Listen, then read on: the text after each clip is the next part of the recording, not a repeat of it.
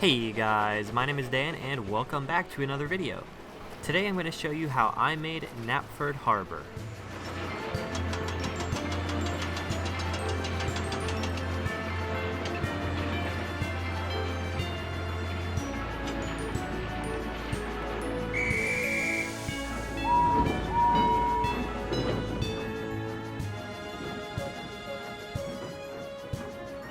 This N-scale compatible LEGO Knapford Harbor took approximately 2 months to build and is made up of over 2,500 pieces. I'll be showing you how I made every part of it from start to finish, and if you like the build and decide that you want to make your own Knapford Harbor or use any parts of it to make another set like Brendam Docks, then be sure to stick around to the end of the video where I'll be showing you exactly how you can do that.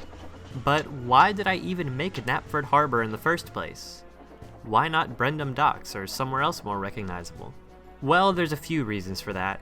First of all, Knapford Harbor is the starting point of the Flying Kipper, a train that Henry pulls. Henry is the subject of my next video, so I wanted to make a set for him. Also, Knapford Harbor seemed relatively cheap to recreate when compared to Brendam Docks. The harbor is only ever shown in close-up shots in the dark, making it easy to hide how small of a set this really is. Brendam, on the other hand, is huge and is often shown with sweeping wide shots that I could never recreate on my budget. So I decided to start small with Knapford Harbor. If I do decide to make Brendam Docks in the future, I can reuse all of the parts and buildings from this Knapford Harbor set, meaning I've got a pretty good head start on that project. Anyway, let's go ahead and get into how I built Knapford Harbor. The first step of building any LEGO MOC is the base, and I decided to build Knapford Harbor onto MILS plates. MILS stands for Modular Integrated Landscaping System, but it basically just means it's an upgrade to the standard LEGO base plates. LEGO base plates are very thin and flimsy, and they can't hold any weight whatsoever, so I don't really feel secure in using them alone on something I want to keep long term. That is where MILS plates come in. Just by creating a foundation on top of the base plate with a bunch of bricks and then some plates on top of that, you will have a rock solid surface to build on. It can hold a lot more weight than a standard LEGO base plate. I decided on making a 2x4 grid of these plates, meaning 8 in total, and they can be connected to each other with Technic parts and separated for easy storage. Since you won't ever see the inside of these plates, I just used parts in completely random colors from my local LEGO store. And once those were all done and built, it was time to start designing the ground floor of the harbor. To start designing the ground of the harbor, the first thing I had to decide on was the track plan. Looking at the shots of the harbor we have in the show, sometimes I can make out 2 lines of track and sometimes I can make out 3. So I decided to go with 3 lines just because that would be more interesting. This one shot shows Duck going around a curve while bringing Henry his train, so I decided to make the set just a straight and a curve in the back to make it more interesting. To plan out the shape of the bricks that would need to be placed around the curved tracks, I just laid the track onto an empty base plate and then filled in the bricks around the track one by one, then recreated it in Brickling Studio. The straights are somehow a little bit more complicated than the curves. Kato Unitrack, which is the main track I use in N-scale, is about a millimeter thicker than 3 studs wide. That means that unfortunately it doesn't fit cleanly into the LEGO system, and I have to use a bit of an overhang here to get the track to fit in. Once the shape of everything around the tracks was decided, it was just a matter of laying down hundreds and hundreds of gray tiles with bricks under them to support their elevation. This took a long time, and the ground of the harbor somehow ended up being the most expensive part of the whole project thanks to all these tiles. All of these big gray bases will be reusable in many of my future sets.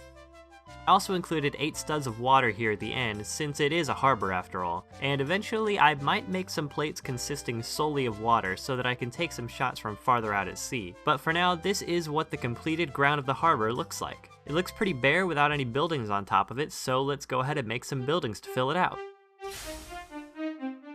I decided to recreate 2 major structures from Knapford Harbor along with a small selection of smaller details. The first of the major structures would be the Sodor Shipping Company building, which is something I can easily reuse on many sets in the future, and the second is this rolling gantry crane. The only place I can remember this particular crane being prominently featured is at Knapford Harbor, so I think it's the essential item for this set. Since the rolling feature of this crane would need to be integrated into the base, I started designing it at the same time as I was working on that. A long time ago, I saw somebody point out that the Lego steering wheel piece fits nicely into the grill piece, so I decided to use that as the wheels of this crane. I know it's a very weird choice, but the very small size of the wheels makes it the best choice for this scale.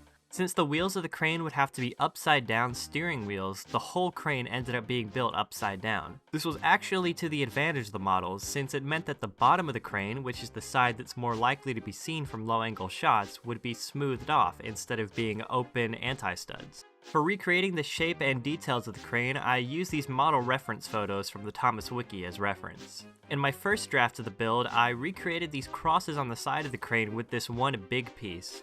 I thought it would be more convenient and easier than brick building the shape myself, but ultimately I thought that it made the crane look way too tall and out of scale, so I decided to try my hand at brick building the crosses instead, and it ended up being much better. I was able to get 2 crosses in there, while using the bigger piece would have only included 1 cross.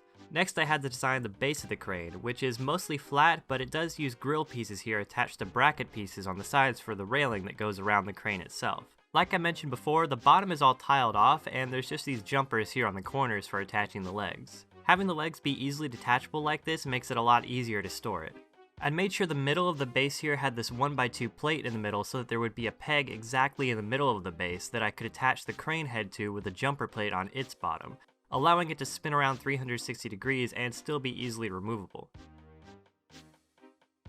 The crane head itself is mostly made of clear 1x1 plates all the way around for the windows, with a couple of slope pieces to give it its shape. The crane arm uses one big piece, which I think gives it a very nice shape that I wouldn't be able to recreate otherwise with bricks. The back of the crane arm has this winch piece, which holds a string that runs down the crane arm and through this hole at the end where it ends with a hook. The hook can pick up boxes without the crane tipping over, but unfortunately the crane can't handle much more weight than that. I made this special thing for moving engines and trucks around with the crane, but you do have to hold onto the crane head to use it, or you'll get a big Mickey situation. The bottom of the crane is only connected by jumper plates, so it's very easy to open. Remove the bottom and 1 or 2 of the jumpers, and you can easily put a weight in there to make this thing able to carry a lot more weight. I don't have any weights or even spare coins, so I can't show you that though. But I can show you the real reason I made this access to the inside of the crane. By throwing in this little dollhouse light, you can get an amazing glow from the inside of this crane. This little dish on top is supposed to represent a spotlight, so just make sure it's pointed in the same direction as the light itself, and there you go. At first, I wasn't sure about adding lighting to my builds, but after seeing how it looks in this crane, I decided that it was essential for everything going forward, and I kept it in mind while making the Sodor shipping company building. So with the crane all built up, let's see how it looks on the base. These grill pieces, with exactly 9 studs between them, allows the steering wheel pieces to sit nicely and roll smoothly on the set. It's not perfect, and the crane will come off the grills if they're not pushed down flat, but it works. Anyway, let's move on to the Sodor shipping company building. The Sodor Shipping Company building is an essential part of pretty much every industrial looking set in Thomas. It's had a few different looks throughout the series, but I decided to go with the first one as I prefer to recreate the look of the classic seasons. I once again used the model reference sheets from the wiki as my main tool for designing this. The first thing I did was create a rough design just to get the shapes right, using sand green for the main body and dark red for some of the accents. In this first draft, I didn't worry so much about the structure and stability of the thing, just the shape. Once that was all done, I completely rebuilt the whole thing, but this time with a lot more consideration as to how the building would stay together and not fall apart. The piece count needed to accomplish this ended up being pretty significant, but in the end it turned out to be a rock solid building, which I'll show you now in the overview. The main building section here in the back is built up with many interlocking pieces which give it most of its strength. The whole thing can be held up from here without falling apart. I'm not going to go into super deep detail about how each part of this thing's internal structure works, but I will say that it uses a lot more pieces than it looks like it does from the outside. Getting into the detail, these windows on the side here are made with sideways grill pieces, with the pieces on the bottom, which are normally used for minifig backpacks, making up the window sills. It was very hard to get window detail in into a 1x1 brick space, and originally I had just given up and left these black,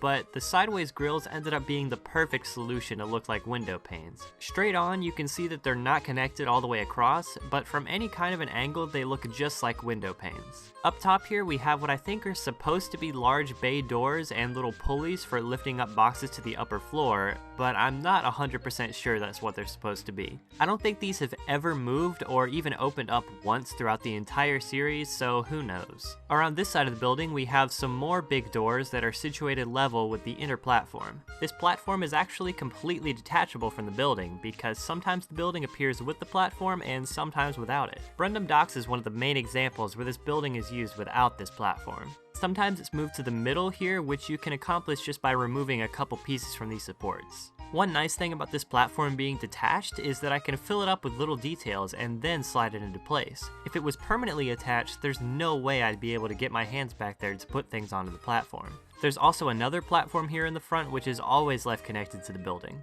In front of it is this awning, which is built well into the structure of the building, so there's no risk of it getting knocked off and falling onto the set. I used Technic bricks here on the side to recreate the shape of these supports as well as I could, and I think the dark red here is great for adding more color to this part of the build.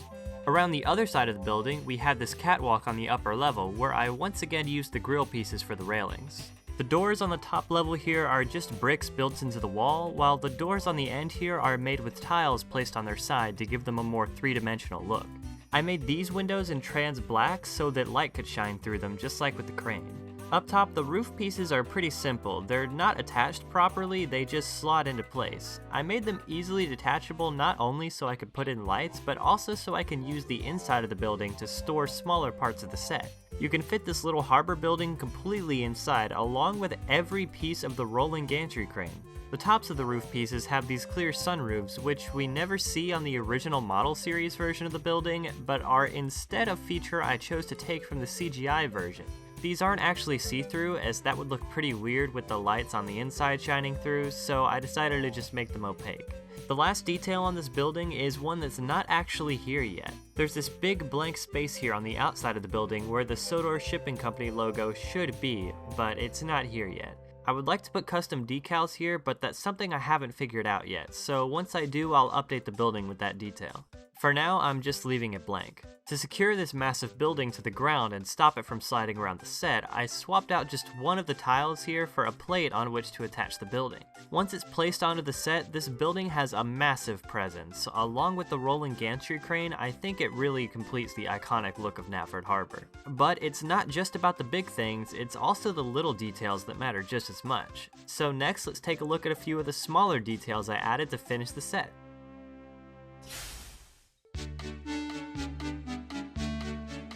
First up, we have this small harbor building I showed a little bit earlier. It's based on these model reference shots from the harbor, and just like the rolling gantry crane, this thing is actually built upside down. It just worked out easier that way for getting the window details right, and it was very hard to get this much detail into such a small structure, but I think the windows turned out pretty nice. I would have liked to include some masonry bricks to add some more texture, but the thing is so small that there's nowhere they would have even fit. So instead, I used these ingot pieces on the roof to add that little splash of detail. Like the bigger building, this roof just slides in rather than being attached. I think this little building is pretty adorable, and I'd like to eventually assemble a small army of them in different colors. It makes great set dressing for the background of any set, and I wish I had a lot more than just this one right now. I'll definitely be using this on every set I make in the future. Next up, we have this fleet of little trucks, or lorries I guess, if we're using British terms like proper law-abiding Thomas fans. Originally, I had built these a little bit bigger, but they ended up being way too big compared to the engines, so I had to completely redesign them. I managed to get them down to just 2 studs at their widest point. These are probably the smallest things I've ever recreated with LEGO, and I'm pretty happy with how they turned out. I based them mostly off of these 2 trucks you can see in the background, with some minor changes to each one to give me 4 distinct trucks. The hardest part was recreating the sloped body of this classic style of lorry. I couldn't get both the wheels where I wanted them to be and the slope between them at the same time, so I made both variations with and without the slope in the middle. I love these little guys, and they look good anywhere on the set. These are another thing I'll definitely be reusing on every set in the future. Unfortunately, their parts aren't available in all colors, so while I'd like to have a dark green one, for example, I won't be able to for now. Hopefully LEGO makes those parts available in the future. Lastly, I have all these little boxes. I made them in various colors and sizes just to be placed anywhere on the set for the finishing touches. I also made this one with a little loop piece so that it could be picked up by the crane, and they even look nice when placed into trucks. For the final details on the set, I used these 2 N-scale boats I bought in Japan, and I also used my Farquhar station building in the background. So now that I've shown you every part of the set, we'll do a running session. But before that, I want to show you how you can recreate every part of the set and make your own version of everything I've shown you so far. I'm excited to announce that I'm actually launching a Patreon. I don't want to take up too much of your time plugging it, but since it's just getting started, I want to give it a short intro. For subscribing for $1 or more a month, you can get your name on screen at the end of every video. For $5 or more, you can get updates on upcoming videos, sneak peeks at the builds I'm working on, and other stuff like that. Most importantly though, for $10, you can get not only early access to my new videos, but also access to all of the studio files for all of my custom LEGO sets. You can use these to recreate any of the builds you see on my channel now or in the future. You don't have to pay for each one individually, just $10 a month gets you access to all of them for as long as you're subscribed. You can subscribe, download all of them, and then immediately unsubscribe if you want. Any bit of support from you guys will help me to make more videos like this, which are surprisingly extremely expensive if you've never made LEGO MOCs before. I greatly appreciate anyone that chooses to sign up with any tier, and if you're not able to subscribe to the Patreon, I still appreciate you just watching these videos, liking, and commenting. And if you're not able to subscribe to the Patreon, I still appreciate you just watching these videos and liking and commenting. Every little bit of support goes a long way. Now with the shameless plugging out of the way, here's a running session on the completed set.